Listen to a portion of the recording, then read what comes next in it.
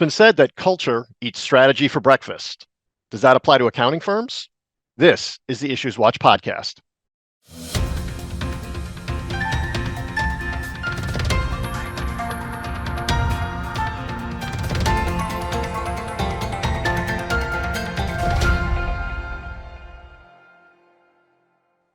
Hi, I'm Don Meyer, Chief Marketing Officer at the New Jersey Society of CPAs, and welcome to the IssuesWatch podcast. In the fast-paced and competitive world of accounting, attracting and retaining talented professionals is essential for the growth and success of firms.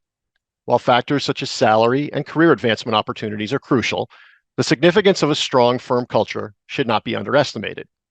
Accounting firms must recognize their employees' evolving needs and expectations and proactively work to create an environment that fosters engagement, collaboration, and a sense of belonging.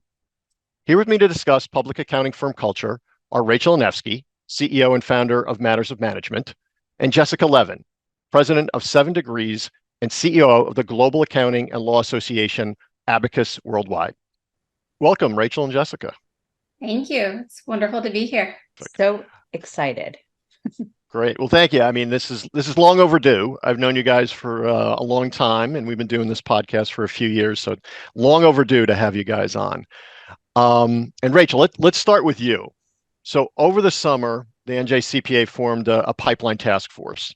One of the factors being studied is the impact that firm culture is having on attracting the next generation of accountants. So let's start with the basic. Please define for our listeners and viewers what's meant by firm culture and why does it matter so much?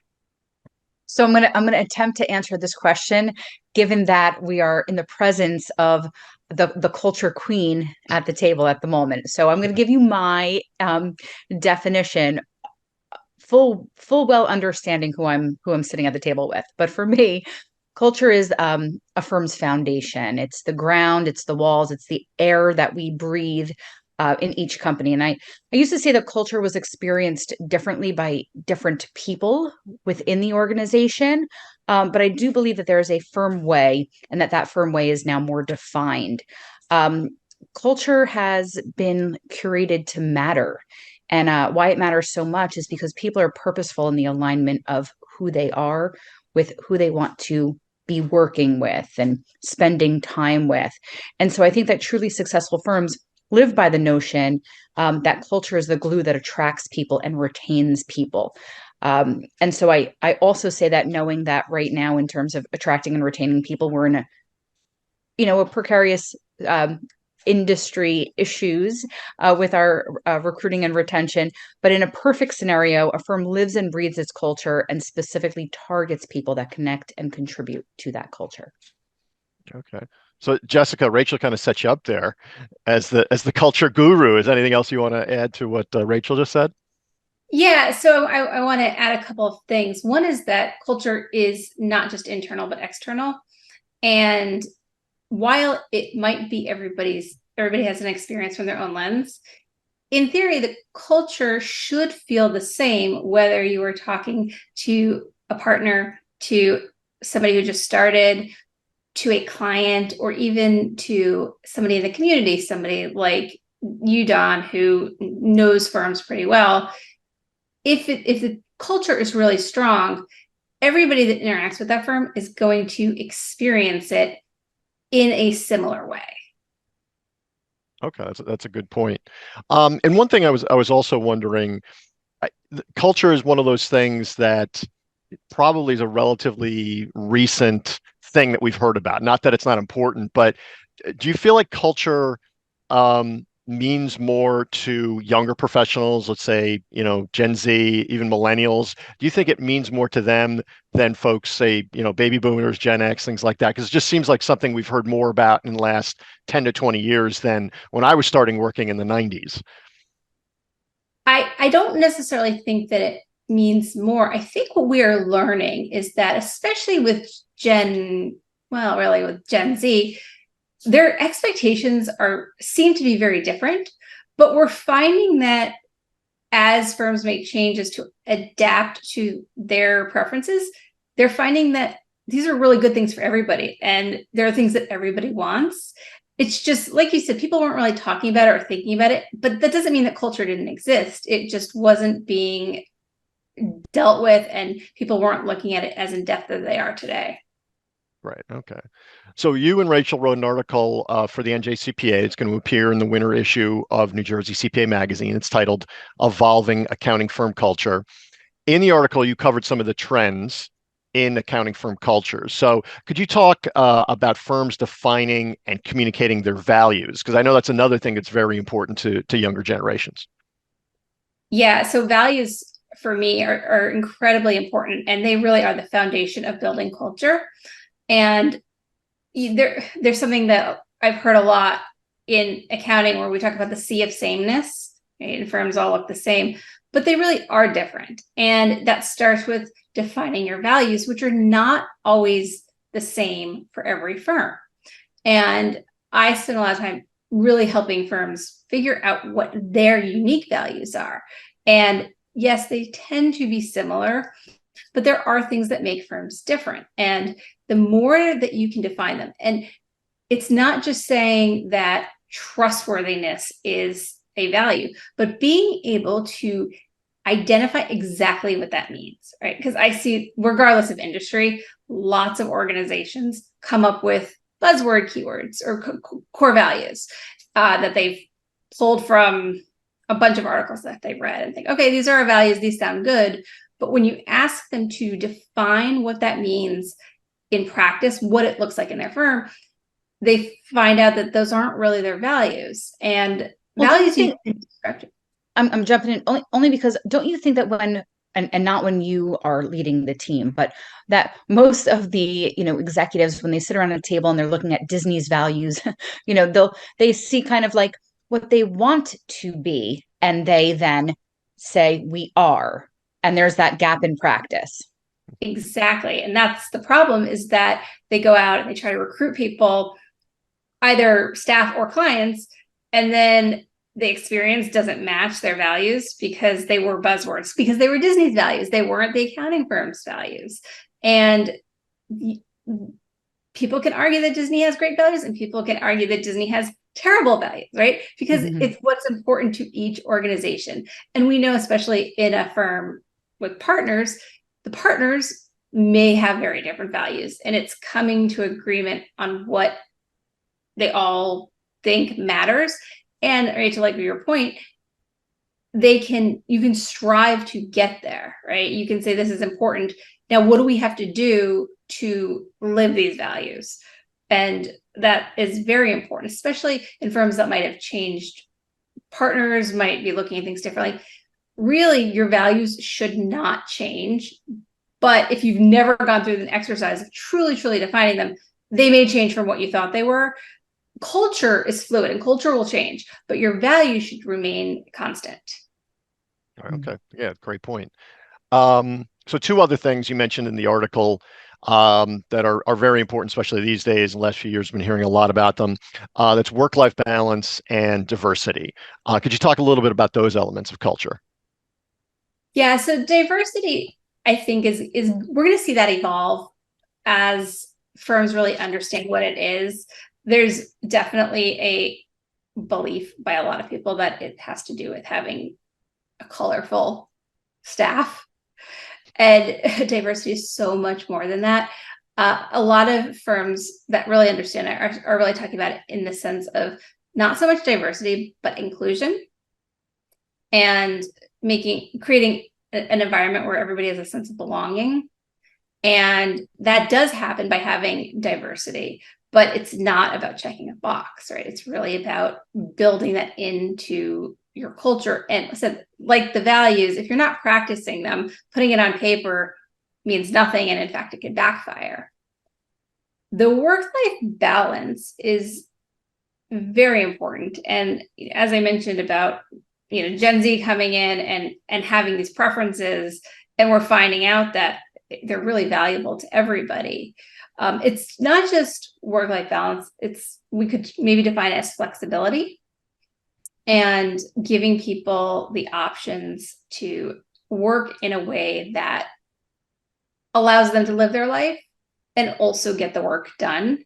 and making sure that everybody understands the expectations, which also might mean firms need to change their expectations because they don't really align with the way that people want to work today or need to work today. But if you want to keep people, you need to implement some sort of work-life balance. And it's not just because people might leave to go to another firm because they offer it, it's because you're going to burn your people out. And we know this happens. And you're not going to be productive if you don't have time off to enjoy your life, time off to breathe, time off to think. It can greatly impact productivity. The traditional model of working 60 hours a week is really, really not effective. Even though you might think it is, you're not getting the best from people. Where if you give them time off and you give them time to refresh, you're going to get a better work product. You're going to be able to better serve your clients. Yeah, and we've been talking a lot about work-life balance and just sort of the relationship that younger generations, the relationship they have to work is different than the relationship that Gen X and baby boomers had to work. Doesn't mean they're lazy, doesn't mean they don't work hard, but they look at work differently.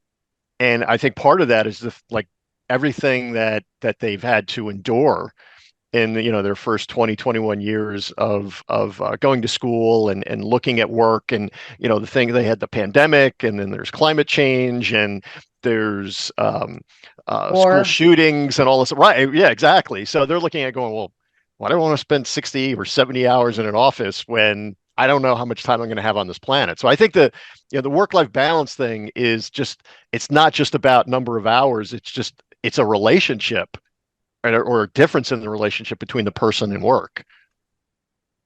No, it absolutely is. And so their lens on it might be different than somebody who has been working for a long time. And I think they're, in a way, teaching people that to appreciate those things that they never appreciated before.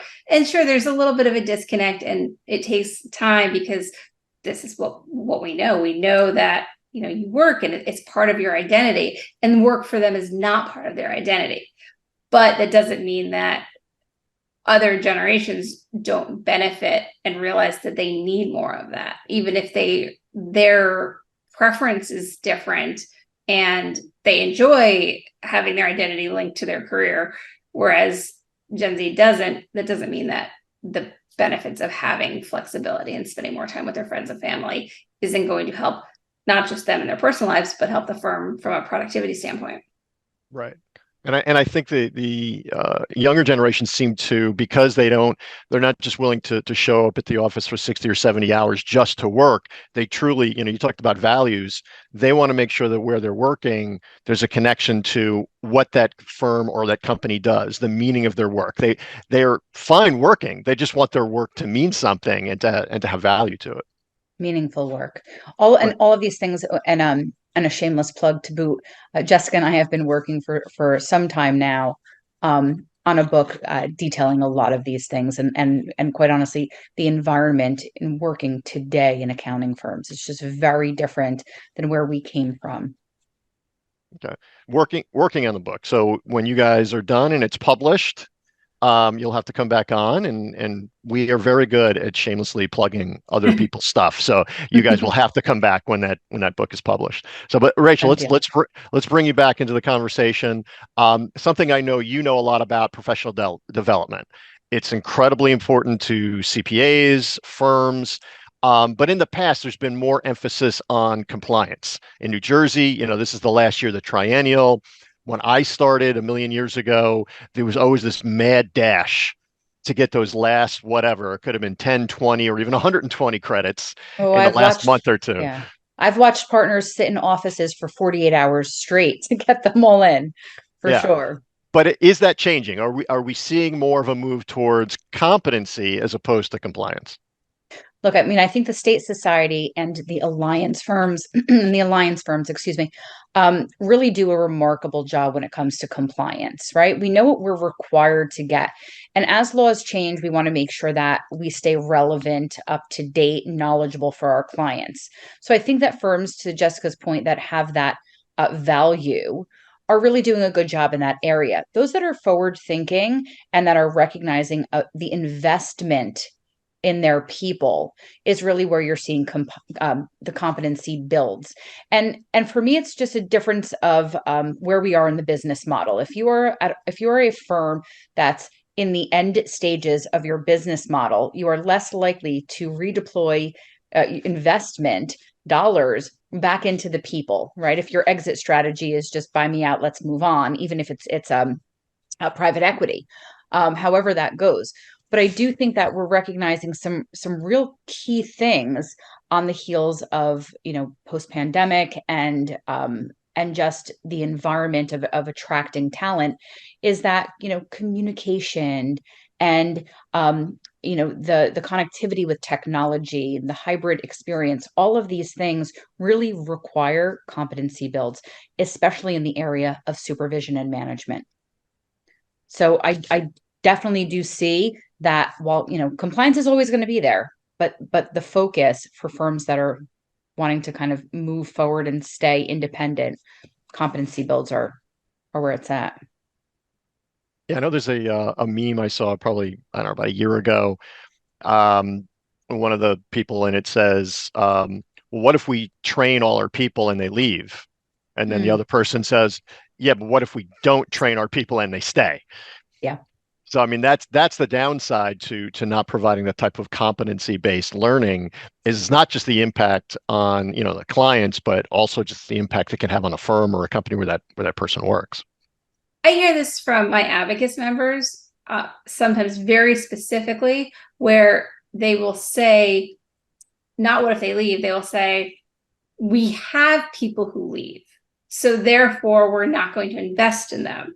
And I always say to them, well, maybe they leave because you have not Or invested. not. Right. Right. Right. The interesting thing is, you know, um, is relationships, right? The relationship you have with your teammates, with your mentors, with the partners, with the clients. All of those things require detailed communication, relationship building, understanding of yourself, uh, growth mindset, all of these things. And we're relying on college professors, other firms, and home experiences to give us a perfect package when they walk in the door. So I honestly feel like we have responsibility to train those competencies if we have expectations for our people. It's simple for me. It's not my Yeah, no, I money, but it's simple for me. no, and I completely agree with you, Rachel. I've mentioned a number of times on this podcast that my son's in college, he's 20 years old, and I'm watching him kind of go through this process of trying to get co-ops and internships. And of course, my own experiences with firms and companies in the accounting profession. And it does seem like firms and companies are expecting graduates to be more of a finished product than, a million years ago, 30 years ago when I graduated from college. And that the training doesn't seem to be what it was 20 or 30 years ago. They in effect want the colleges and universities to train the kids on how to do jobs when they come out of school. So I think that's a very valid point. Mhm. Um, And it's not inexpensive. That's the whole thing. Like, True. these are expensive journeys that we're willing to put in place for sure. Yeah, exactly. So one of the things that, or one of the areas where firms are looking at trying to provide this kind of competency-based learning is in the ever-changing world of technology. So how are firms adjusting to and embracing technological advancements, and how does that kind of feed into firm culture? So it's interesting. I have a freshman in college at NJIT, and he has a paper on technology advancements in the workplace. So I was looking through some of the things that he was working on, and there's an author, researcher called his name is Raymond Kurzweil. I hope I'm saying that correctly. But essentially, in his recent research, he's publishing that technology advancements at this stage are going to multiply and it's skyrocketing now at a speed that we cannot neurologically ingest it, physically ingest it. It is just now on a trajectory that is in an advancement stage that we don't even know how to handle, right? And that scares me about our firms. Now, every firm, right? We were forced into being able to utilize technology in a way that we could work from home for a short period of time. But a lot of firms immediately came back and have now at this point resumed doing business like we did it pre-pandemic, right? Because that's what's comfortable. That's what feels good. That to me is a lack of management understanding, right? So we have a weak infrastructure. Therefore, we decided on all bases we are coming back to work. It's not the mask of we're quicker this way, we're more efficient this way, this is how we best do business, or this is how our clients like us best. It is a lack of know-how to move forward. So technology is going to happen with or without us. And I worked at a firm many years ago that one of their values were that they were the most technologically advanced firm that was, right? And I look at that firm now and I've seen some of their communication to staff about coming back into the office and things of that nature. At the time I worked there, there was someone there who all they did all day long was focus on new tax technology, new, forward advancements, all of that. And our mid-sized firms and our smaller firms don't have that allocation. We don't have someone really looking at how to get ahead. We see our big firms doing this, but the 80% of firms that are struggling with this are those that can't really or don't really have the time to invest in understanding all that's out there. And I'm not talking about just simply the chat GBT and AI. It's so much more than that. Every day something new pops up. And if you don't have a pulse on where the technology is going to take you, I don't even think you'll be able to advance. I think that eventually, sooner than later, firms that are looking to, the buyers, right? The Citrons, the Aprios, all of these firms that are looking to bring firms into them will have a delineation, because it will be almost impossible to take certain firms that are not invested in the technology and bring them up to speed into what's actually happening. So I think that that's certainly on the horizon. And for sure, one of the reasons why private equity is coming in. They want the technology. All right. So Jessica, last question. Something else that's coming out of the pandemic had received a lot of attention, and that's employee wellness. Incredibly important. But tell us why that's so important to firm culture and not just a buzzword. Well, there's especially in the US and worldwide, there is a greater emphasis right now on understanding mental health. And well-being encompasses lots of different areas, but very specifically on mental health. And firms have a history of causing bad mental health, stressing people out, burning people out. And if you're ignoring that, if you're ignoring the impact on a person based on the work environment, you are going to have people leave. And stress and burnout causes physical issues, not just mental issues, right? So then you have people out of work, and that is not good for anybody in the firm.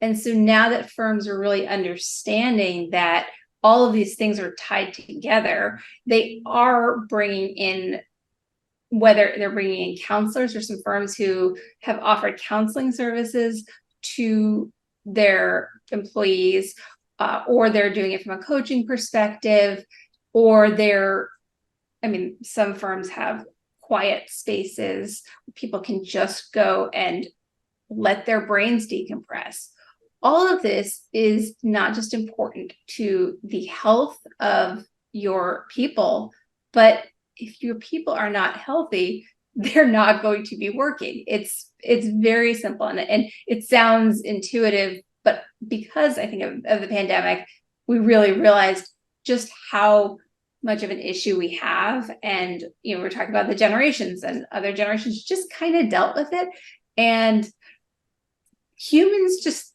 can't. And so being aware of that is really the first step to being able to combat it and be proactive in how you look at it.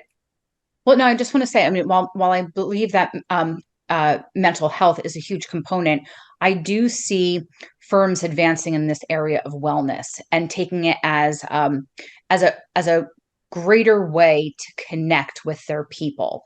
From pet insurance on one extreme to divorce counselors to another extreme, right? 684,000 divorces in the U.S. Coming out of the pandemic. There's 1.2 million people affected, and there are people who, your productivity is not there when you're going through certain different types of things in your life. The other thing is longevity and health, just general health. Ergonomically, we sit down for 8 to 14 hours a day, and eventually over time, this is they say sitting is the second worst thing for your life in terms of heart attack.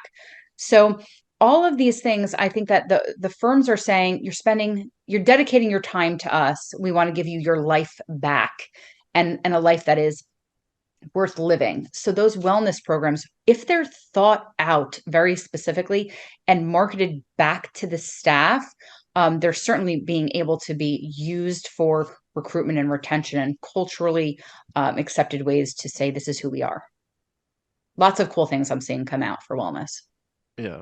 And I think we're starting to see some recognition that all of the things that we talked about before we got to employee wellness, so work-life balance, inclusion, even something like implementing new technologies, all of these things can be, but don't have to be, but can be stress producers, which can be detrimental to employee wellness. So I think all of these things are connected. And I think that's something that I'm starting to see with firms where they start to understand these things, that you can't just sort of segregate them and say, okay, we're going to deal with employee wellness over here, or and culture over here. Like they're all connected. Well, I mean, you could say that a core value is that we care about the overall well-being of our staff and our team. And from there, you develop out your culture and you develop out programs that address that, programs and policies. Right. Okay. Well, Rachel, Jessica, this is great. Like I said, when you guys are done with the book, you'll have to come back and we'll talk about that. But I want to thank you for joining us today. Thank you. Thanks for listening and watching. Connect with Jessica and Rachel at the links in the show notes. For more guidance on firm management, visit njcpa.org/hub/firm management. And for more information about the CPA Pipeline Challenge and steps being taken to address it, visit njcpa.org/CPA Pipeline.